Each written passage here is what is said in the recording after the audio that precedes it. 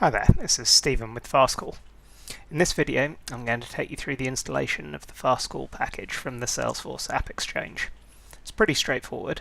By the end of it, you'll have learned where you can see your Fastcall version number and license status, as well as having an installed version of Fastcall on your Salesforce org.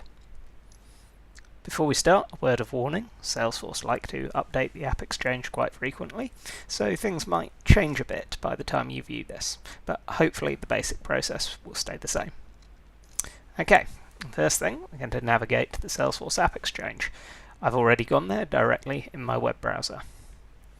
Then I'm going to search for Fastcall. At some point you might also want to evaluate the competition who mysteriously turn up in the same search results, but right now let's just click on the Fastcall package to go through to our product page. Okay, now we click on Get It Now. So we're going to choose the environment in which to install. I'm putting this on my dev org, so I choose production.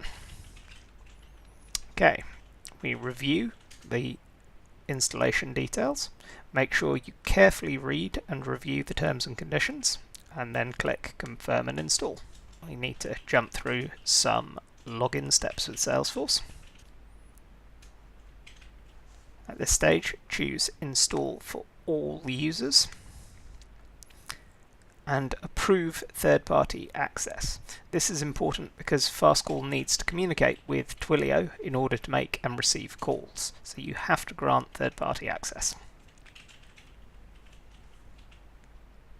Now we wait. It takes a few minutes, and the App Exchange usually displays the screen saying, "We'll email you when we're done." When complete, the Salesforce installed packages section in settings will display the Fastcall package. You can see here the version number, your license status, your number of licenses. You can also use this to uninstall the package if necessary.